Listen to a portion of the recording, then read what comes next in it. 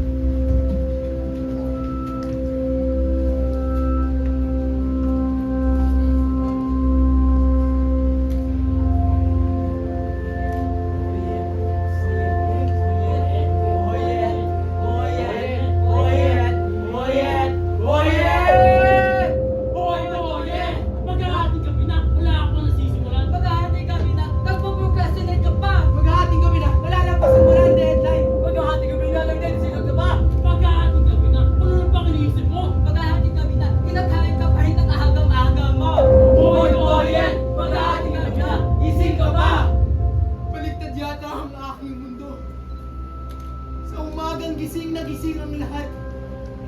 Tulog na tulog ang aking diwa. Sa gabi namang ang bawat tao'y nahihimbing. Nananatili ang diwa kong gising na gising. Tanging ang kadiliman lamang na gabi ang nakapagpapayapa ng aking isip. Inilalayo ako nito sa mundo nating kasaknap. At inihahatid ako sa mundo ng aking pangarap. Ito ang tabing ng aking isip na pinipintahan ko ng aking haraya sapagkat isinusulat ko rito ang pangambat agam-agam ko sa aking tinatahak na landas tungo sa paparating na bukas. Sa kabila ng aking mga sugat, sa kabila ng aking pagdaramdam, ito ang nagbibigay lakas sa aking bawat araw na harapin ang parating na bukang liwayway.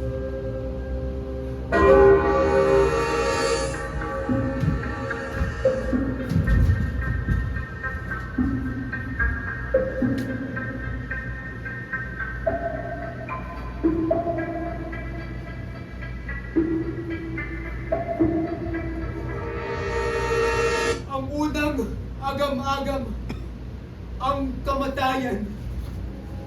Nakikiramay kami lahat sa pagkamatay sa isa-isang mga. Alam namin ang hapdi sa puso mo sa nagpagpano sa mahang buhay. Naging matatag ang tuloban mo. Ngunit mahina ka kahit nangyari ito. Asahan mo, sama mo rin kami sa pagtangay.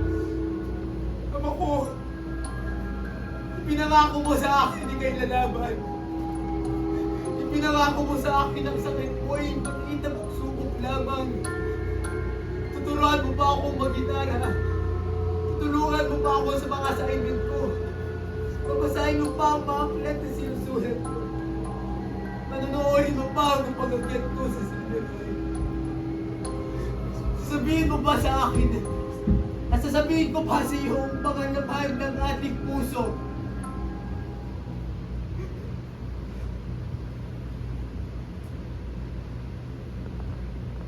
panahong dumarating pa lamang ang mga Kastila sa isang gawa-gawang bayan ng ngalan ay Banal. Namumuno ang isang mahusay na pinuno na tinitingala bilang maharlikang magtuno. Siya si Datu Pulod. Mga kababayan, makipagkasundo na ang bayan ng Tondo sa mga dayuhang mananakop. Huwag mababahala, tayong lahat ay magtatanggol sa bayang ito. Ang lahat ay maghahanda, bata man o matanda, lalaki man o babae, maging ang mga alipin sa gigilid. Dahil sa kabila ng ating mga pagkakaiba, tayong lahat ay tinuturing na mga anak ng bayang ito. At bilang kanyang mga anak, tungkulin natin ipagtanggol ang ating minamahal na ina. Kaya mga kababayan, maghanda at humayo sa paparating na digmaan. Ang magiting na si Datu Pulod ay ama ng dalawa. Ang pangalan ni Sedlaw ay pangalan ng 3 taon. Ako ang nauna! Ako ang nauna! Si Bulan naman ang pangalan ng bunsong marunong. Napakahusay mo talaga, kuya. Napakahusay mo, mandaya. Gusto na ang pag-iyak, kapatid, sapagkat ito ay laro lamang. Kahit man magsanay pa ako, hindi ko maawat yung husay, kuya. Sapagkat sumusuko ka agad, ikaw ay lalakas din, anak ka ng ating ama. Kahit man magsanay pa ako, hindi naman ko malalabasan na yung malakas, kuya. Sa pagdating na panahon, sa ngayon, tayo kay ama at tutulungan mo pa siyang pagbuhat sa mga kalaban niya. Huwag nga, kuya. Kuya, mga awa, di ba? Di ba, kuya? Maghahangaan ni Bulan ang angking nagas sa kanyang kuya. Kinagigiliwan naman niya lang ang kamusmusan ng bunso. Lumaki yung magkapatid na manapit sa isa't isa. Ngunit, magbabago ang lahat. Isang masalimuot na araw.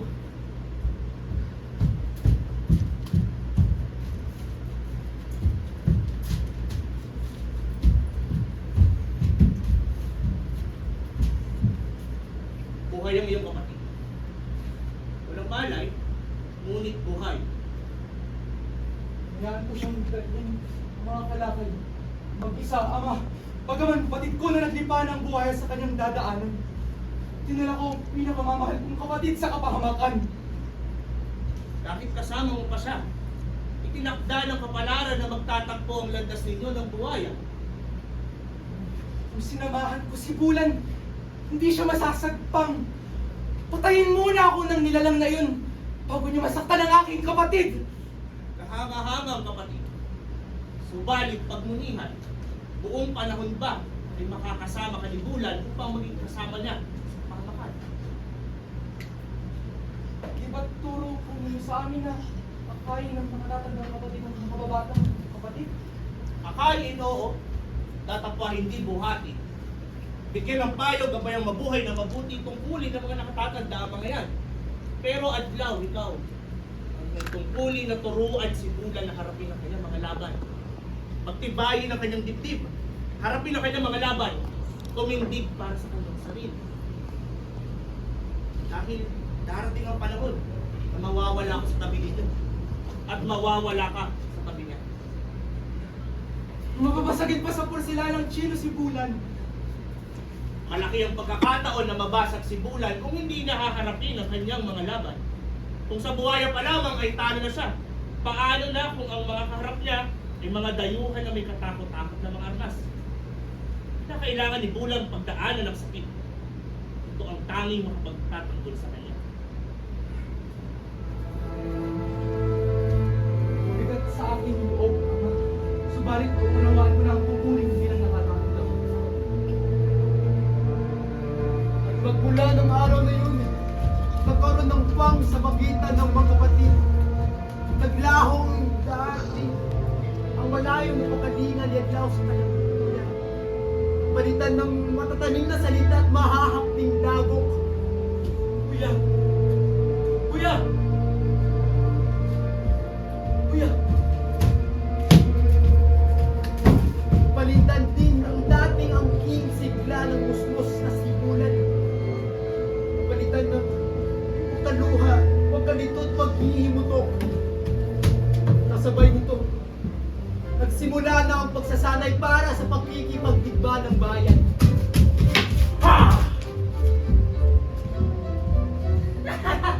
Naman, Labanan!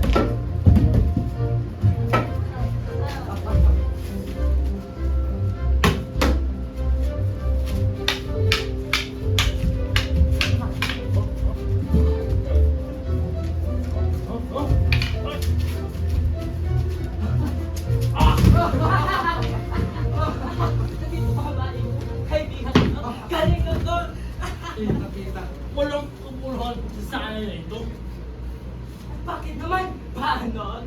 Sapagkat ba't kahit sinong dayuhan makalabas sa aking puntang kain lang sa aking amog.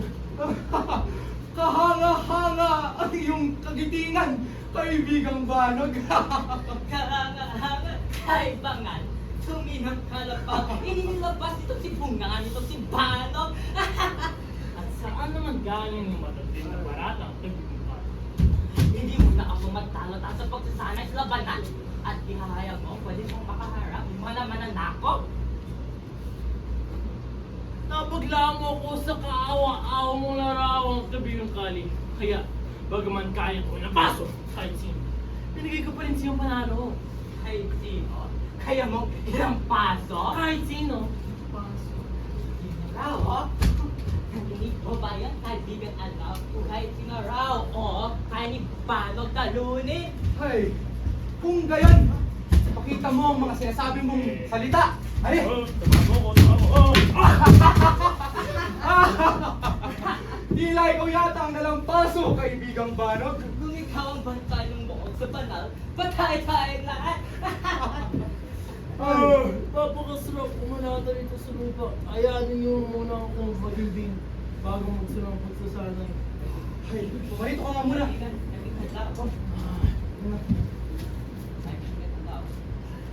Pagmasdan namin ang iyong paglaki, ang pagkikitungo sa iyong kapatid. Hindi namin sukat akalain na pwedeng magdulatan ng maintinding sakit ang iyong kapatid sa pagsasanay. Sila, namatay na rin ang tuwa sa loob ni Judah. Buti, ang tuwang yun ang nagpapalambot sa kanyang puso. Eh, pero napisan namin na siya ay lulumakaw ng isa pagkatapos ng pagsasanay sa isang araw. Hihingin sana namin na bukas ng iyong puso. Subalit napakahina naman talaga ni Bulan. Kung ako'y tunay na kalaban, siguro nasagpang ko rin siya.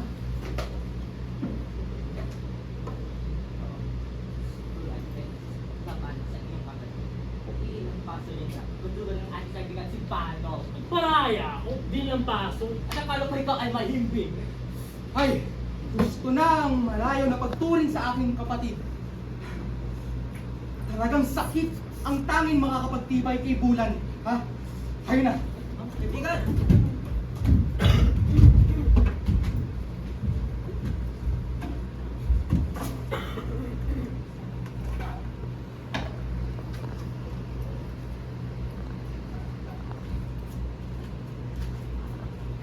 Ulan.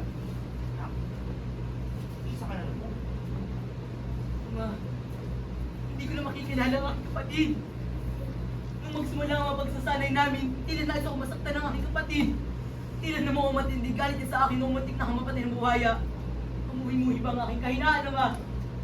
Masasakit man ang ikinikilos ng iyong kapatid. Titiyak akong pag-ibig pa rin. Papakilos kayo lang. Tatawag mo ba talaga itong pag-ibig kung ito'y mapanakit? Ang pagsasadyang magdulot ng sakit sa kapwa, hindi kailanman may tuturing na pag-ibig. Tatapwa ang pagpiring sa mata ng kapwa sa katotohanang puno ng sakit ng daigdig at hindi rin may tuturing na pag-ibig. Hindi mo ba pwedeng mabuhay na lamang sa tuwa? Malayo sa sakit. Masaklap na realidad ang sakit at kamatayan. Nais mo bang kausapin kong iyong kapatid? Hindi na, ama. Sisikapin ko ang siya sa atin na pinagmumulan niya. Buting pahayag. Nakatitindig ka sa iyong sarili kung gayon ay nakatutulong din ang pamamaraan ni Adlaw. Di yata. Hayo na at magsisimula na ang pagsasanay. Mga kabataan, mandirigma! Harapin ang inyong mga katuwang!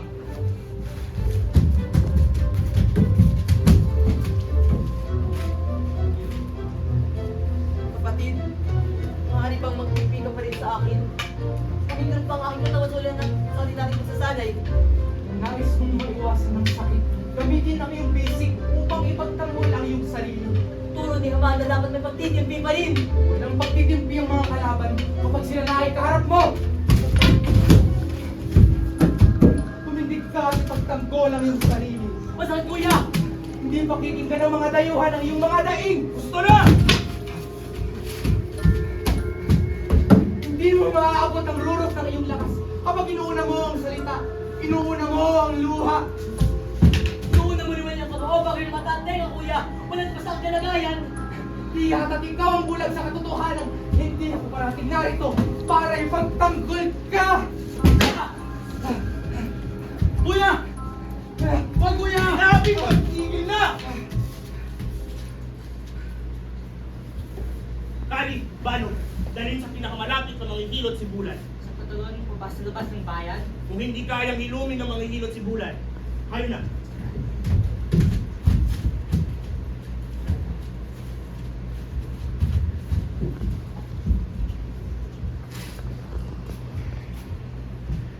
Anak, kailangan mong matutong magtimpi. Pagtitimpi ay maaaring makapatay sa isang tao sa isang laban, Ama. Nakababatang kapatid mo ang harap mo, hindi kalaban. Nananalig ako, Ama, na nakatago lamang sa loob ni Bulan ng kapangyarihan na dumadaloy sa dugo ko. Sa dugo natin, hindi ito lalabas kung walang tutulak sa kanya. Mapapatay mo lang yung kapatid bago mo pa may palabas sa kapangyarihan yan.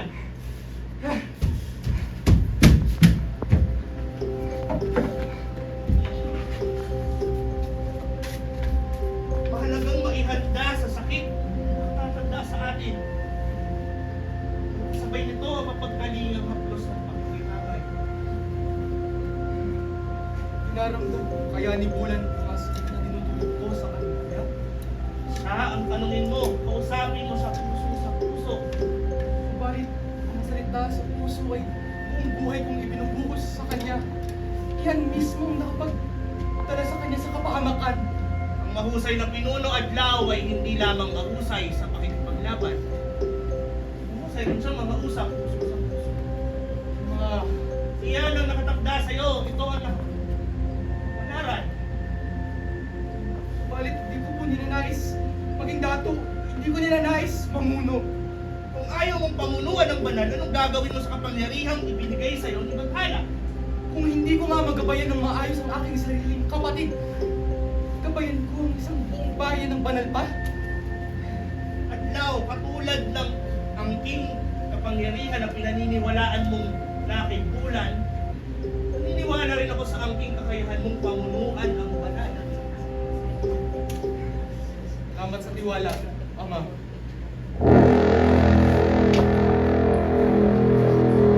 Matindang araw at pinakakabahan na mataan sa karagatan ng barko ng mga dayuhan.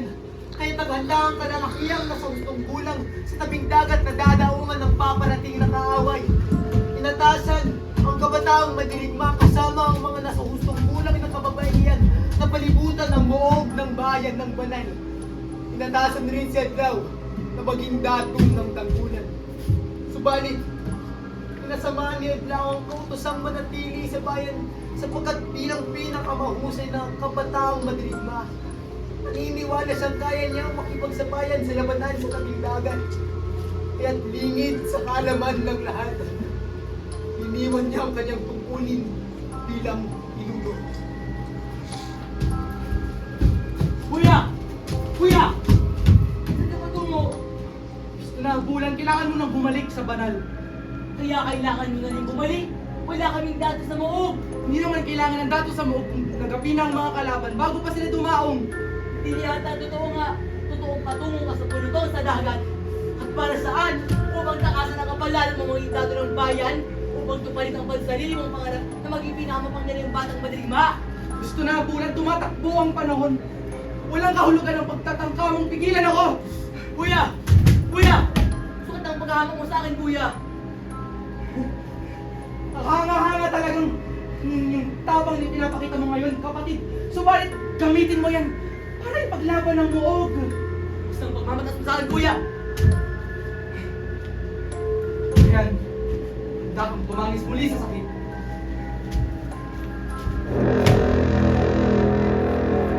Mga pagsabog sa tabing dagat, Si Ama!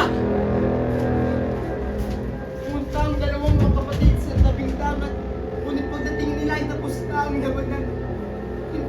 nasukat akalaing masasaksiyan ng tukpo sa tabing dagat ng kanilang nadagdag. Pagkapan pinaghandaan ng lupus, ang hukbo ni Pulon ang pagsugod ng mga mananakop na Espanyol. Natugumpay sila sa pagpaslang ng mga katutubong unang tanggulan. At kahit anong inaasahan sa kahit anong timbaan, kulay pula ang dagat na pinagdausan ng laban. Namatay lahat ng mga katutubong Tagalog. Kasama na rito, magpagiting na si Dato. Si Ama! Ay, bilis na kanilang pagkilos. Nagpagbagsak nila ang moog. Kaya naman pagkawasak nito. Kailangan natin magpatuloy balis. Ang buti na tayo.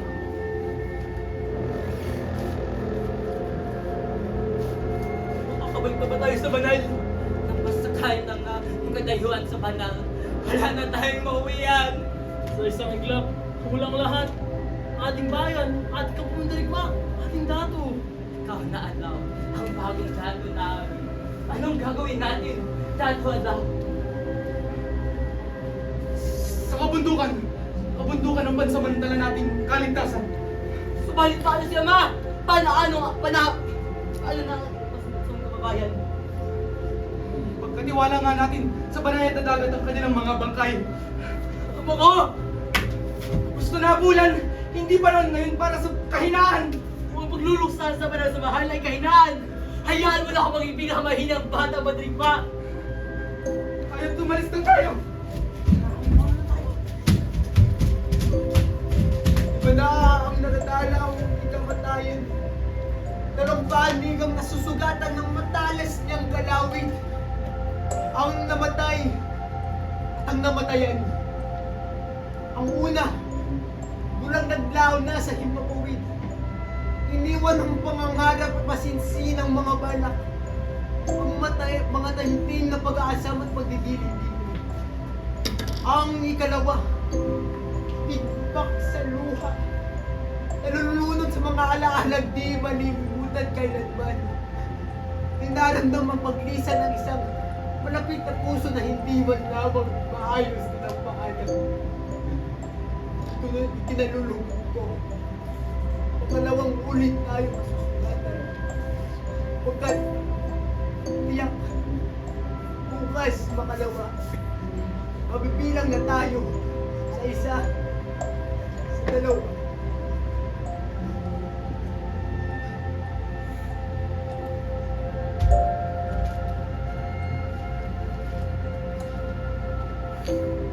Mayapan nawa ang iyong kaluluwa, Ama.